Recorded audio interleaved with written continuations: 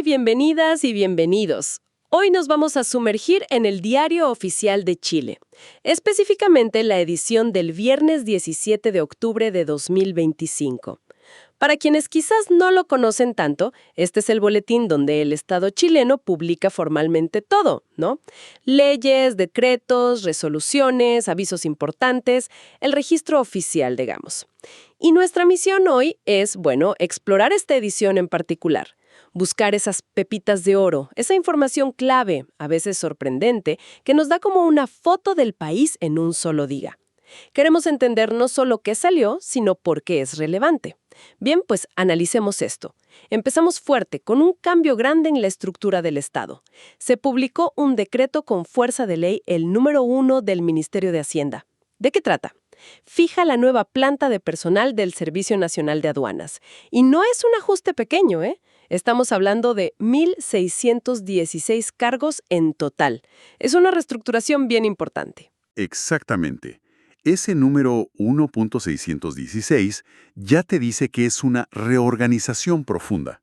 Y el decreto, es súper detallado.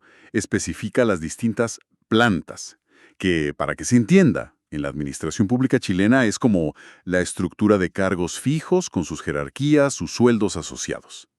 Tenemos la planta de directivos, ahí están los de alta dirección pública, como el director nacional, los subdirectores. Luego vienen profesionales, fiscalizadores, que son clave en aduanas, obvio, técnicos, administrativos, auxiliares. Cada uno con sus grados, cuántos cargos hay por grado. Es, básicamente, el nuevo mapa humano del servicio. Y viendo esa estructura, me llaman la atención algunos requisitos. Son bien específicos. Por ejemplo, para ser subdirector o director regional, no vale cualquier título, ¿eh? Piden uno profesional de al menos 8 semestres y 5 años de experiencia profesional mínima. O para los fiscalizadores de grados 9 y 10, necesitas 3 años de experiencia previa como fiscalizador ahí mismo o 5 años de experiencia profesional relevante. Incluso detallan cómo validar títulos extranjeros. Parece que no dejan nada al azar. Claro, y eso es solo la foto, la estructura quieta. Pero lo que es fascinante aquí es cómo manejan la transición. O sea, poner una planta nueva sobre una organización que ya existe es complejo. El decreto lo aborda con 2 mecanismos principales. El encasillamiento, que es el proceso formal para poner al personal actual en los nuevos cargos, siguiendo reglas de antigüedad de calificación. Ajá, como reubicar a la gente que ya está. Exacto. Y después, para los puestos que queden vacantes, se planea un concurso interno para que la gente de adentro pueda ascender.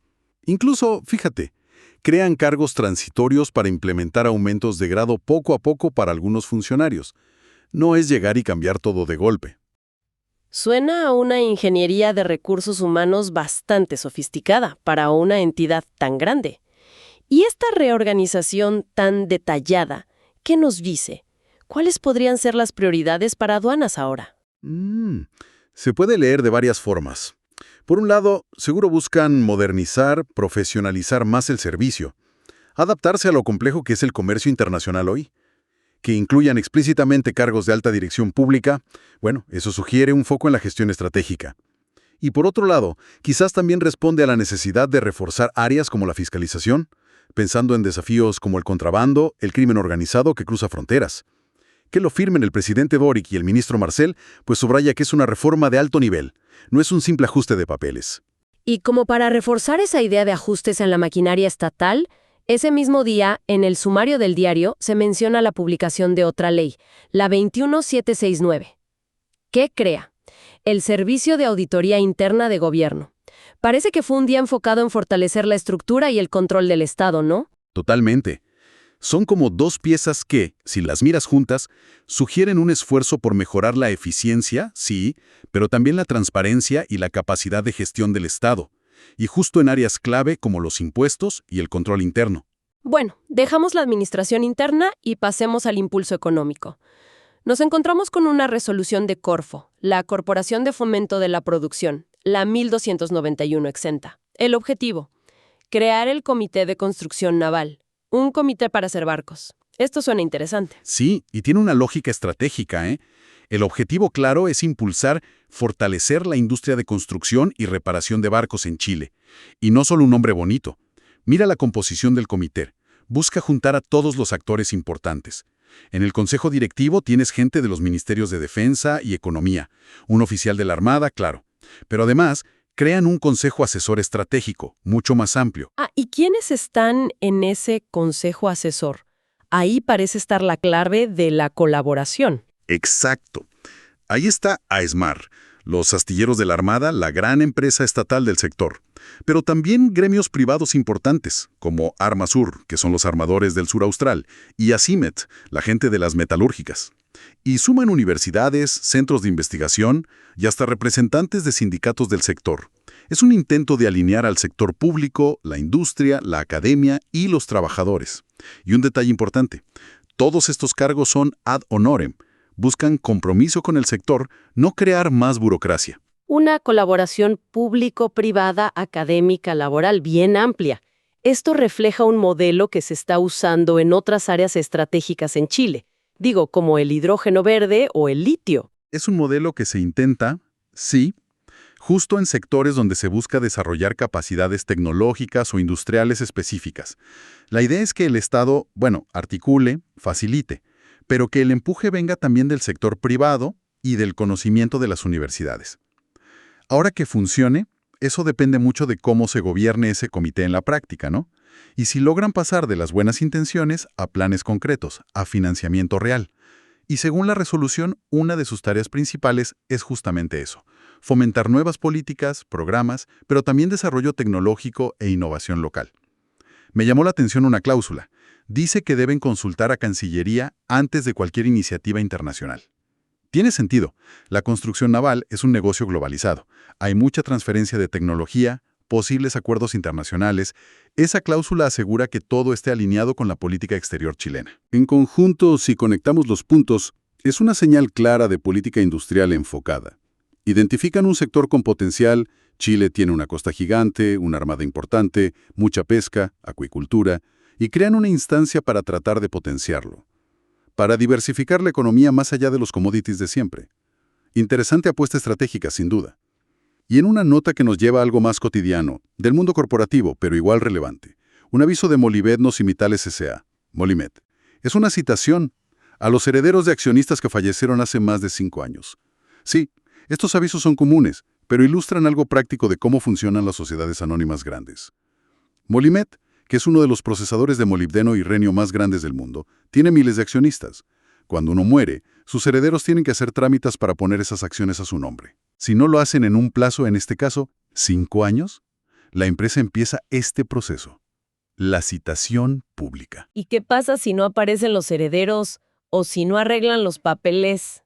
Bueno, la ley dice que, después de ciertos pasos y plazos, esas acciones olvidadas o vacantes, la sociedad las puede vender. En una subasta pública en la bolsa. El dinero queda disponible para los herederos, sí, pero la acción cambia de dueño. Es un mecanismo para que no queden acciones en el limbo para siempre. Y para darles liquidez, nos da una ventanita a cómo se maneja eso de tener miles de accionistas y qué pasa con la propiedad que se pierde con el tiempo. Ok, pasemos ahora a la infraestructura física, lo que soporta toda esta actividad. El Ministerio de Transportes y Telecomunicaciones, el MTT, publica un decreto exento, el 803. Modifica una concesión que ya tenía Inmobiliaria Antil. ¿Para qué? Para autorizar que instalen 5 nuevas torres de telecomunicaciones. Y los detalles son bien específicos. Las ubicaciones diversas. Una en Peñalolén, en Santiago, otra en El Tabo, en la costa, una en Valdivia, al sur, y 2 más en Colina, al norte de Santiago. Las características técnicas también varían, alturas desde 25 metros hasta casi 38. Y algo clave, exigen que cada torre pueda tener hasta 9 operadores distintos. Y lo curioso, algunas tienen que mimetizarse, como palmeras. Sí, lo de las palmeras. Esto es un reflejo clarísimo de 2 cosas que no paran. La demanda por conectividad móvil y datos, que sigue y sigue creciendo y necesita más antenas, y la preocupación, también creciente, por cómo se ven esas antenas en el paisaje. La exigencia de colocalización, o sea que varios operadores usen la misma torre, es fundamental. Busca optimizar el espacio, reducir costos y sobre todo minimizar esa proliferación de torres que a la gente no le gusta. Es una política regulatoria bastante estándar ya. ¿Y lo de mimetizarse como palmeras? ¿De verdad sirve para que se integren mejor? Bueno, es un intento. A veces funciona mejor que otras, depende mucho del diseño y del lugar. En zonas turísticas o residenciales, quizás ayuda a suavizar el impacto visual. En otros sitios puede quedar un poco artificial, pero muestra que hay conciencia del problema y se buscan soluciones, aunque no sean perfectas. Es parte del desafío de poner infraestructura que necesitamos en lugares que ya están ocupados, y donde la gente se fija en cómo se ven las cosas. Cambiamos radicalmente de tema y de tono ahora. Nos encontramos con una resolución, esta vez de la Delegación Presidencial Regional de Atacama, la número 104660. Es una orden directa, el desalojo administrativo de un inmueble fiscal. Estaba ocupado ilegalmente en Copiapó, en la población San Lorenzo. Aquí entramos en un tema socialmente muy complejo, aunque legalmente, desde la perspectiva del Estado, es claro. El terreno es del Serviu, el Servicio de Vivienda y Urbanización. Según dice la resolución, ya se había notificado a los ocupantes para que se fueran voluntariamente, pero no lo hicieron. Entonces, la delegación presidencial, que es el gobierno central en la región, usa su facultad para ordenar la restitución forzosa. ¿Y cómo funciona eso, el desalojo administrativo? En la resolución marca los pasos. Se da un plazo final, aquí son 5 días hábiles desde que sale en el diario oficial, para que la gente desocupe. Si no lo hacen, se autoriza explícitamente usar la fuerza pública, o sea, carabineros, para efectuar el desalojo. Además, nombran ministros de fe. Suelen ser funcionarios como receptores judiciales o notarios. Su pega es certificar que todo se haga según la ley, para que sea válido. Es la autoridad del Estado recuperando lo que es suyo. Esto inevitablemente toca el tema tan sensible de las ocupaciones irregulares de terrenos. Pasa mucho, se necesita recurrir a esto a menudo. Lamentablemente sí. La ocupación irregular de terrenos, fiscales y privados, es un fenómeno presente en Chile. Muchas veces está ligado a la falta de vivienda, a la dificultad para acceder a un terreno.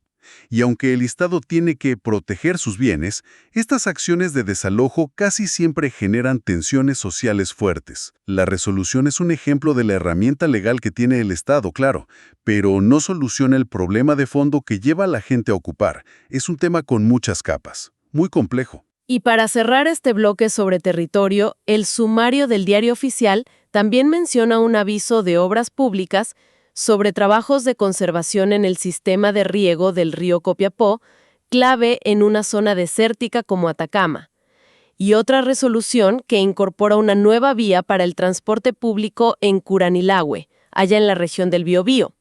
Son ajustes quizás más pequeños, pero que impactan directamente en el agua y la movilidad de esas comunidades. Exacto.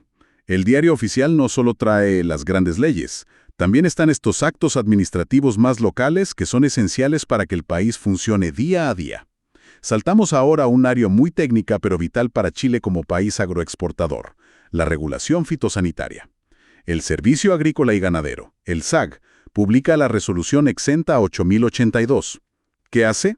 Cambia los requisitos para importar material de propagación vegetal, o sea, plantas, esquejes, yemas para injertar desde Sudáfrica. Y la razón es interesante.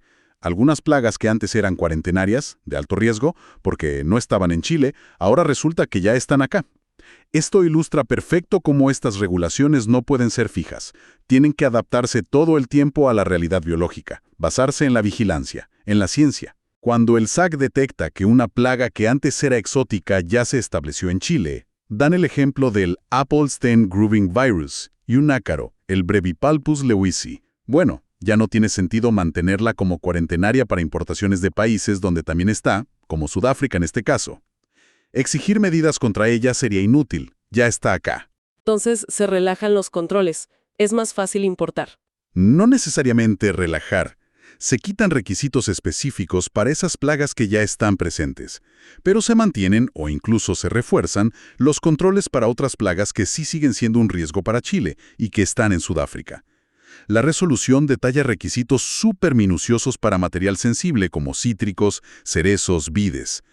piden declaraciones adicionales en el certificado fitosanitario, que acrediten, a veces con análisis de laboratorio específicos o inspecciones en momentos clave del ciclo de la planta, que el material viene libre de una lista de plagas peligrosas, hongos, bacterias, bichitos varios como ácaros e insectos específicos, hasta nemátodos del suelo. El objetivo final sigue siendo el mismo: proteger la agricultura chilena de nuevas amenazas. Ah, entiendo. Se ajusta el foco, digamos. Y como medida extra de control, la resolución dice que todo este tipo de material vegetal de Sudáfrica solo puede entrar por el aeropuerto de Santiago. Supongo que para concentrar la inspección ahí. Correcto. Es una medida de gestión de riesgo muy común. Permite enfocar los recursos de inspección y cuarentena en un solo punto de entrada, que se supone es el mejor equipado para manejar estas importaciones delicadas. Y del cuidado de las plantas pasamos al cuidado del medio ambiente, pero ahora con un gran proyecto de energía. Se publica el extracto del Estudio de Impacto Ambiental, el EIA, del Parque Fotovoltaico Cumbres del Sol. Esto es en la región de O'Higgins. Sí, y es un proyecto de energía renovable de buen tamaño. Son 140 megawatts peak MWP de capacidad solar, que es bastante. Pero además, ojo, incluye un sistema de almacenamiento de energía en baterías, un BESS, y con una capacidad enorme, 619 megawatts hora. Esto significa que podría inyectar 150 megawatts de potencia durante casi 5 horas. Ayuda mucho con la intermitencia del sol, ¿no? La inversión total, unos $100 millones, y se ubicaría entre Malloa y San Fernando. Un proyecto grande y con almacenamiento, que es clave para la transición energética. Pero, ¿por qué necesita un estudio de impacto ambiental EIA y no una simple declaración DIA? El extracto da la pista. Exacto. La ley ambiental chilena exige un EIA, que es más complejo, cuando se prevé que un proyecto va a generar impactos ambientales significativos. En este caso, el extracto menciona 2 principales. Primero, la pérdida permanente de suelo que puede sustentar biodiversidad. Calculan casi 26 hectáreas. La afectación a la fauna invertebrada. Mencionan específicamente a una araña, la Gramostola rosea, la tarántula chilena, que está clasificada como vulnerable. Impactos importantes, claro. Y eso obliga a la empresa a proponer medidas en el EIA. ¿Cuáles son? Bueno, frente a estos impactos, la empresa propone, por un lado, un plan para rescatar y reubicar a las tarántulas chilenas que encuentren en la zona de construcción. Y por otro lado, para compensar la pérdida de suelo para la biodiversidad, proponen algo bien particular: construir un sistema de drenaje artificial para mejorar las condiciones de otro terreno de unas 41 hectáreas en otro lugar, en Chépica. La idea es generar ahí un hábitat de más valor ecológico que el que se pierde. Interesante eso de compensar en otro lado. Y con la publicación de este extracto, ¿qué pasa ahora? ¿Cuál es el siguiente paso? Ahora se inicia formalmente el periodo de participación ciudadana, la PAC, del proceso de evaluación ambiental. Dura 60 días hábiles. Durante este tiempo, cualquier persona o entidad puede revisar el EIA completo y presentar observaciones, consultas, pedir aclaraciones al Servicio de Evaluación Ambiental, al SEA. Y la empresa tiene que responder a todo eso. Esto realmente pone sobre la mesa la pensión central del desarrollo sostenible, ¿no? ¿Cómo avanzamos con la energía renovable que necesitamos, pero minimizando y compensando bien los impactos que sí o sí hay sobre los ecosistemas, sobre la biodiversidad? El debate sobre qué es una compensación adecuada siempre es complejo, un debate crucial sin duda. Y llegamos a innovación pura y dura en las calles de Santiago. La Subsecretaría de Transportes autoriza con la Resolución Exenta 4283 una experiencia de prueba. ¿Con qué? Con semáforos especiales para ciclistas. Y ataca un problema súper concreto que cualquiera que ande en bici por Santiago conoce bien: lo difícil y peligroso que es virar a la izquierda en esos cruces grandes, con semáforos, sobre todo si el diseño no lo facilita o directamente lo prohíbe para los autos. La solución que van a probar es bien ingeniosa. ¿En qué consiste exactamente? ¿Cómo son esos semáforos?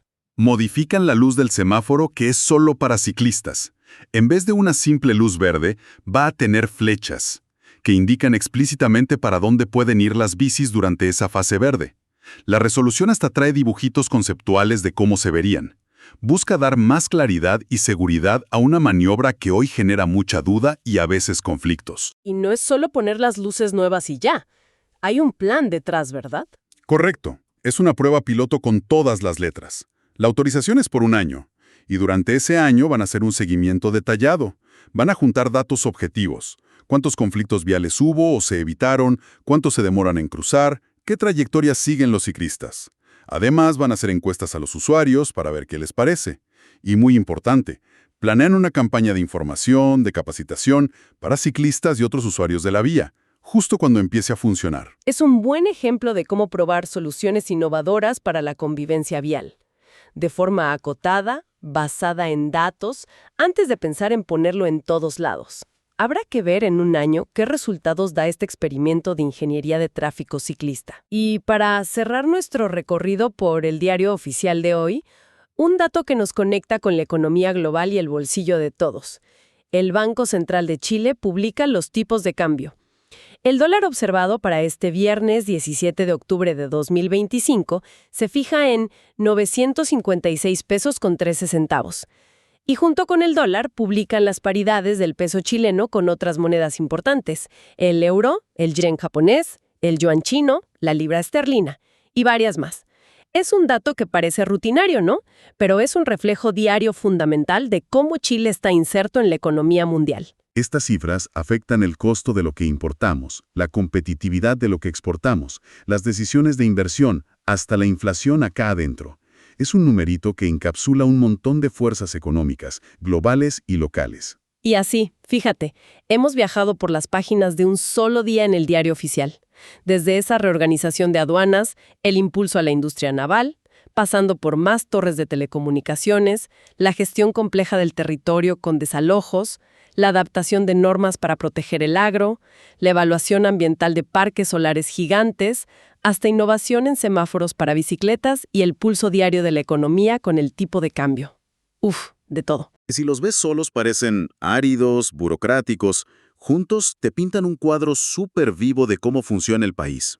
Reflejan las prioridades del gobierno de turno, claro, pero también los desafíos económicos, sociales, ambientales que enfrenta Chile. Y cómo las normas intentan, constantemente, regular una sociedad compleja y que cambia todo el tiempo. Entonces, ¿qué significa todo esto junto? Más allá de la noticia específica de cada resolución, de cada decreto. Quizá la pregunta que queda dando vueltas es, ¿cómo estos pedacitos del quehacer del Estado, de un viernes cualquiera de 2025, nos dejan entrever las grandes tendencias, los debates que van a marcar el futuro de Chile? ¿Qué historias nos cuentan por debajo sobre los intentos de modernizar el Estado, la búsqueda de un desarrollo más sostenible, los conflictos por la tierra, la negociación constante por cómo convivimos en un país tan diverso? Algo para darle una vuelta. Gracias por acompañarnos en este análisis detallado. Hasta la próxima exploración.